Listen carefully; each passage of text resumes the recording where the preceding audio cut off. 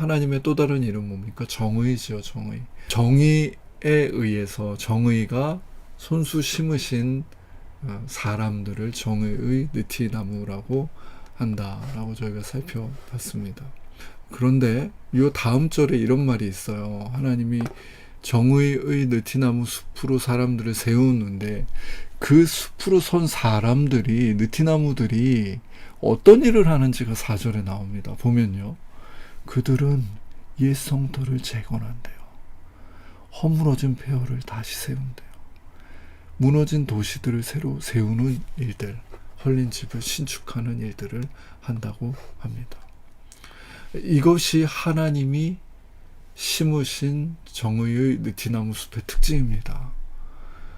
하나님의 희망과 하나님의 기쁨과 찬양을 새롭게 받은 사람들이 사는 삶의 특징, 세우는 것입니다. 오늘 수요일이어서 One Word a Week의 날인데요.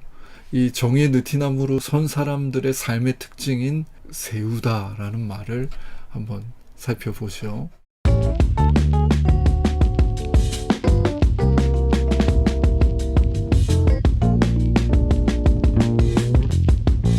이것은 히브리어로 바나입니다. 바나.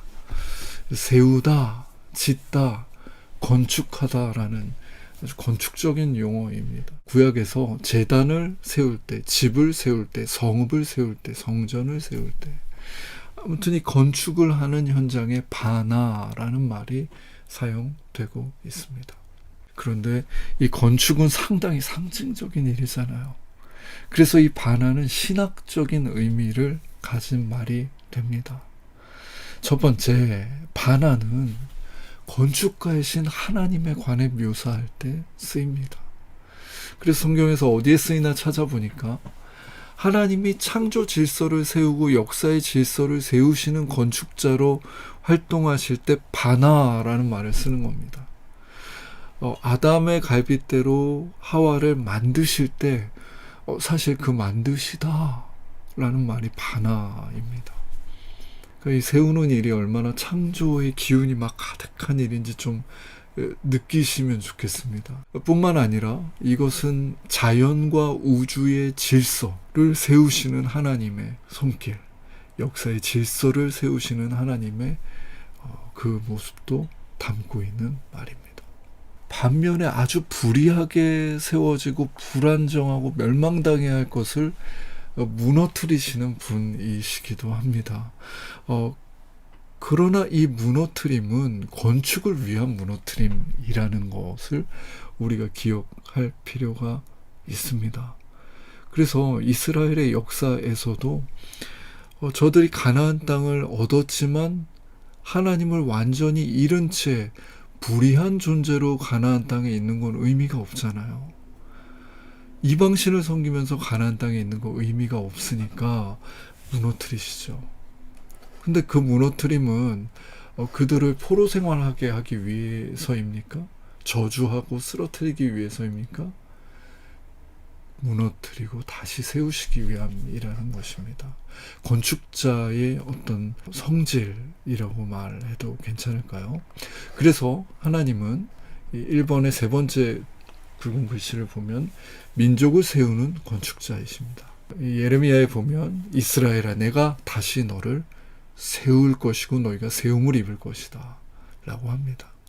하나님이 어떤 민족을 다시 세우시겠습니까? 당신과 깊이 연루되고 관계된 당신께 뿌리 내린 민족을 다시 세우시겠죠. 그리고 우리 시편 127편 1절에서도 세우다, 바나라는 말이 나옵니다. 자, 두 번째 표현을 보겠습니다. 첫 번째가 하나님에 관해 묘사한 말이라면 두 번째는 건축자인 인간에 관해서도 이 말은 쓰입니다. 하나님의 형상을 닮은 인간이기 때문에 우리도 바나, 세우는 일에 참여할 수 있다는 것입니다. 얼마나 큰 은총입니까? 그래서 정의의 느티나무 숲 하나님이 세우신 그 사람들이 허물어진 집을 다시 세우는 일을 하는 겁니다. 그런데 그 2번에 보면 사람이 만든 건물들은 하나님의 목적과 뜻에 부합하는 경우도 있지만 아닌 경우도 있다는 거예요. 하나님은 늘 옳은 건축을 하시지만 우리는 안 그런 경우도 있다라는 겁니다. 노아, 하나님의 아브라함과 야곱과 이 사람들은 하나님의 뜻을 따라서 건축을 합니다. 삶을 세워가고 민족을 세우는 일에 함께합니다. 그러나 아론은 어땠습니까? 금송아지를 세웠잖아요. 그거는 그 민족을 하나님으로부터 떠나게 하는 일이었고, 솔로몬 역시 성전을 건축할 때도 있었지만 산당과 이방신을 섬기는 제단을 쌓았습니다. 그런 여정 때문에 결국에 무너짐을 당하죠. 이스라엘이 두 쪽으로 쪼개어집니다.